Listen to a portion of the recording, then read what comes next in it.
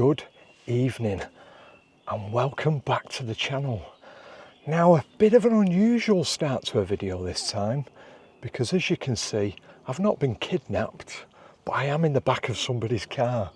I've come down for an evening with my very good friend and owner of Captivating Nature, Des Ong. Now, what Des has provided for us tonight, or what the aim of tonight is we're going to do badgers in daylight. This is a new hide that he's setting up, but as we can see at the moment, we're photographing from the car. I'm going for a 2-camera setup. I've got the Z9 with the 400mm prime lens on it, but I've also got the Z8 with the 70-200 on. And I've just been looking at some of the perches, and I think what I will achieve is some really nice frame filling shots with the 400. But I do believe that the 70-200 is going to produce some fantastic opportunities with multiple badgers in frame. And then we're not just stopping there. Oh no. Once we've finished with the badgers, we're then going to jump into the barn owl hide that I did last year with Pops, because the fledglings are just starting to appear down to the perches. So fingers crossed, we're going to have badgers to start the evening, and then just as it goes dark, we'll get the barn owls.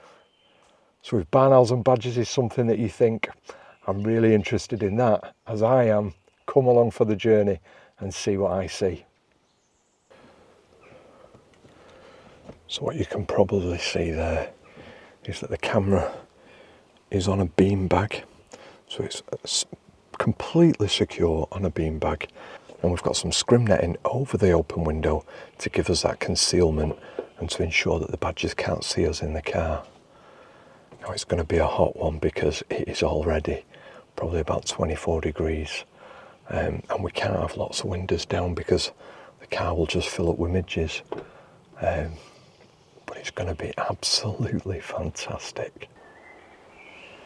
So I've just looked at some images that Des has shown me, and I've switched cameras. I've gone for the 70-200 because I think that the 400 is going to be a little bit too long. It would certainly produce some frame filling shots, but I think I'm going to have much more flexibility with a shorter focal length, particularly as they start to climb on some of the branches and stumps that are in front of us. And the whole time we're being serenaded by a song thrush, which is just beautiful.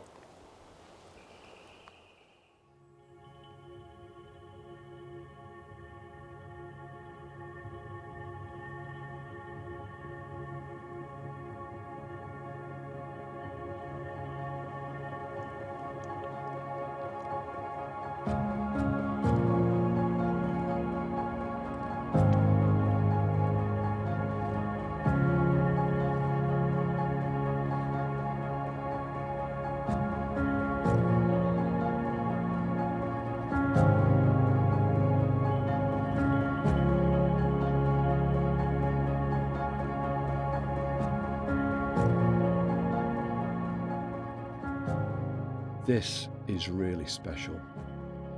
Even though Des had promised we might, I didn't expect to see a badger in daylight. They're usually only out at night, so catching one in daylight feels rare, almost unreal. Look how cautious it is. Every step is slow. It takes a mouthful, then stops. Listening. Checking, always ready to dart back to safety. I'm keeping completely still, shooting from inside the car, not making a sound. The last thing I want is to disturb it. If I make one wrong move, it'll disappear in a heartbeat. What strikes me most is the contrast. Underground badgers are strong, confident diggers, but here in the open it almost looks fragile, exposed, vulnerable. Watching it like this is such a privilege. This is why I spend hours waiting, hoping, and often leaving with nothing. because every so often I get a moment like this. For me, it isn't just about the perfect photo. It's about being present, sharing the experience, and showing just how remarkable these animals really are.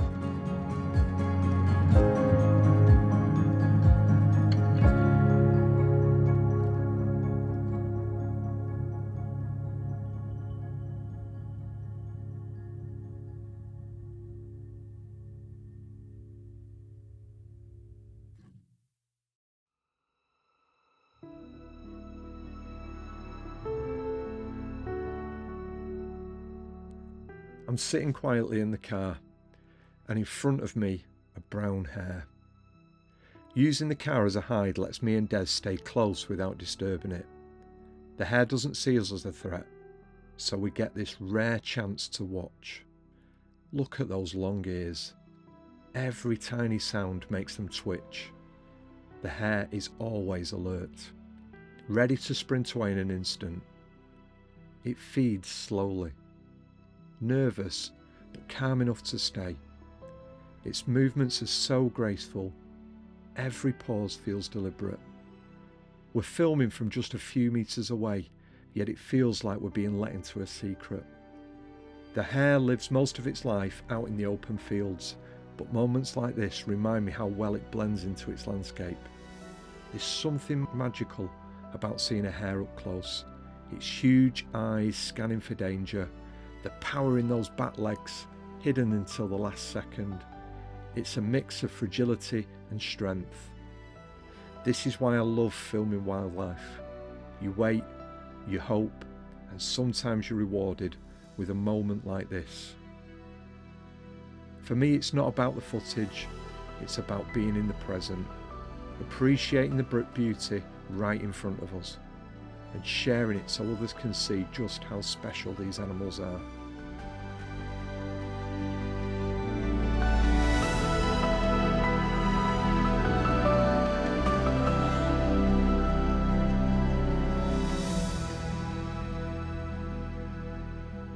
So we're going to take a short break from that video of those beautiful badgers and those stunning hares to bring you a very, very special announcement. And once again, teaming up with Captivating Nature, and I'm going to give you the opportunity to come with me next May to photograph the most beautiful of subjects, and that's the brown bear. Check this out.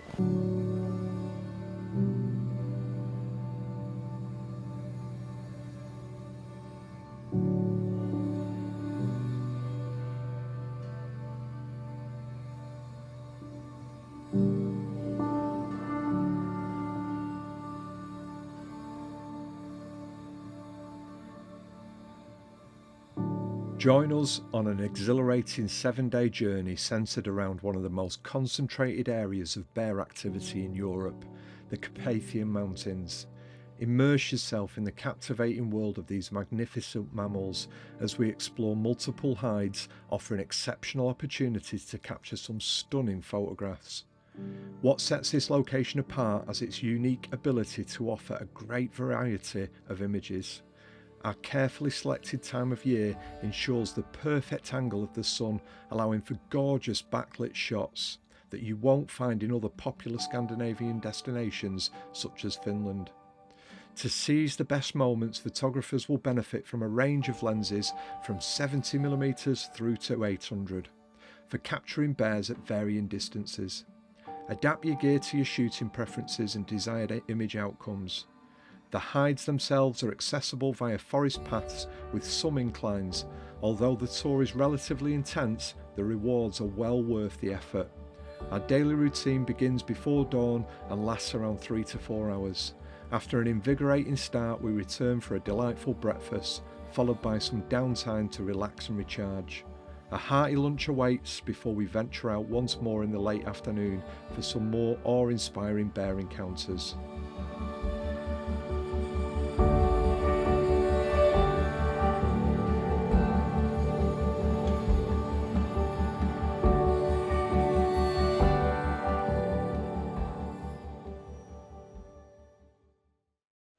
Excitement overload.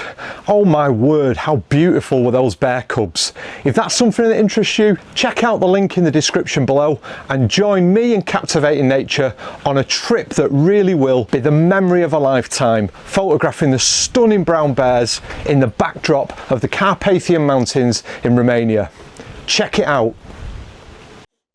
So after a wonderful time with the badgers and then a really fantastic encounter with a hare, which I'm certain I'll have done voiceover to because we had to be very quiet in the car while we were photographing it.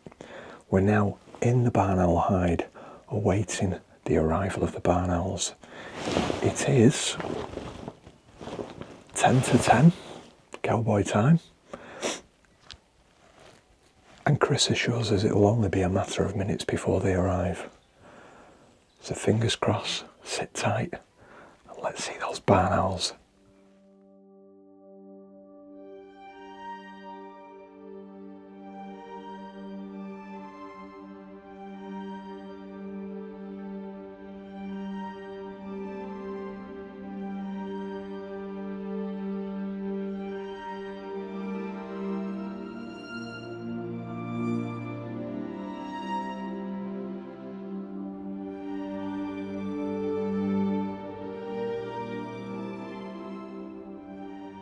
Well, the barn owls have been non-stop, in and out. Oh, it's coming back in there again.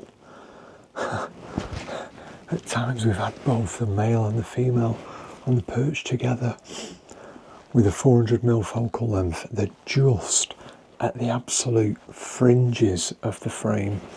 Des has been shooting at 300mm, so has probably been able to get both birds in the same frame comfortably with enough space around it. I've struggled a little bit. So because we're shooting under continuous lighting, you've got to be a little bit careful with your settings. So a lot of the time I'm shooting below 200th of a second. But what Des has told me is that there is an anti-flicker system in the Z9. So I've just engaged that and I've whacked the shutter speed up to 2000th of a second. My ISO has been probably about 18,000 plus, so they're going to be very grainy, but it's allowed me to get some shots in flight, which is very unusual. Again, when you're photographing in darkness, they're not going to be competition winners or anything like that, but the opportunity to do that with the anti-flicker in the Z9 has meant that I've been able to shoot quite fast shutter speeds that previously I'd have been unable to use because of the banding, and you'd get the flickering across the subject in the frame. But this anti-flickering has removed that completely. That's a really nice way to photograph under continuous lighting. We've had no sign of the fledglings yet, nor have we had any calling from the fledglings, which is what you usually get.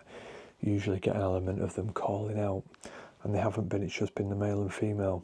But what's been interesting is every time that the male and female have took any of the bait, they've gone off into the barn. So there is every chance that the fledglings are in the barn waiting for them, and that's why they're bringing the food into. What's unusual though is that normally if they were bringing food to fledglings, you'd hear them calling out, and that's not been the case.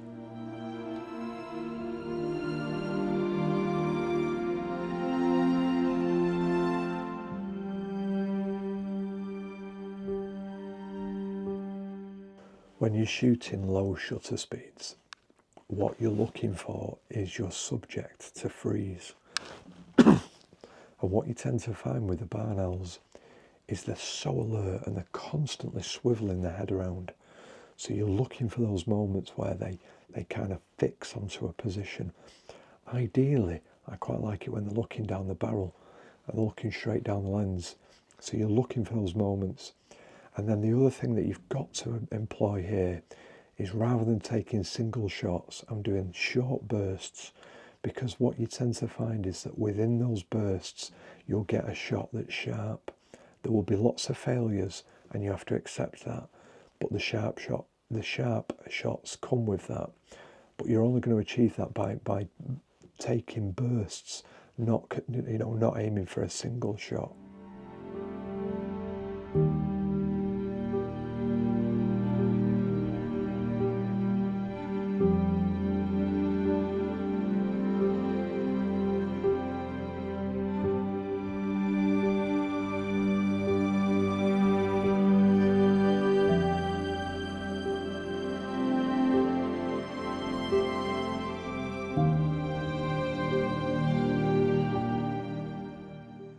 It has been chocker. It's been non-stop. The barn owls have been coming in absolutely constantly.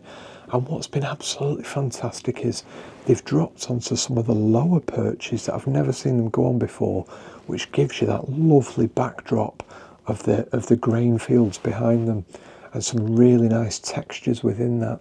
So to achieve that, I've increased my aperture, narrowed my aperture down to sort of f8 to try and capture some of that background that sits behind it, that's illuminated by the constant lighting. It's been piping hot all day.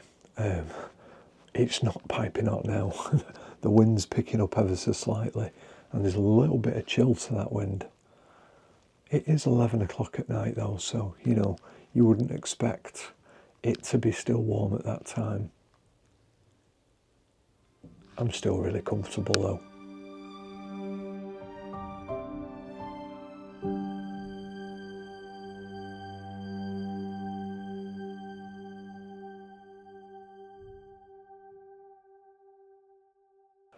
Back in Dinky-Doo after what has been an absolutely spectacular afternoon and evening with the very good company of Des Ong once again. Captivating nature, all these hides are bookable. We have had just an absolutely sublime afternoon. Started off with the badgers, had a couple of visits from the badgers. There have been times, and I'll pop a photograph up on the screen for you to see, where Des has had 10 badgers coming into that hide. 10 badgers, can you imagine that? We didn't get that this evening. They were a little bit hesitant this evening, but that hide's just going to go from strength to strength. Then the drive back, Des took me to his favourite field where he photographs brown hares, and we had an absolutely sublime encounter with a male brown hare, and he was preening and stretching, and oh, it was just absolutely wonderful. And you think that this can't get any better.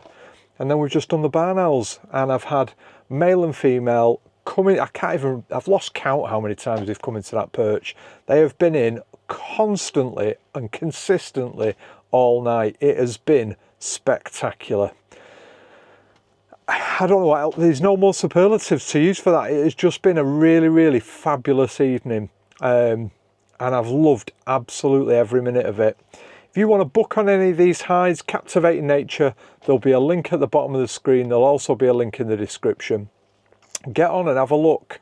Obviously, Des is who I'm going to the Masai Mara with. We've still got 2 places available for that. So if you really, you know, if you're thinking, oh, I'd love to get out with Dan and Pops, this could be the chance. And there's plenty more tours to come in the future with me and Des. So keep tuned for what's about in the future. So from the beautiful badgers, from the absolutely wonderful brown hares, and to finish the evening off with those spectacular barn owls. Until next time, ta-ra!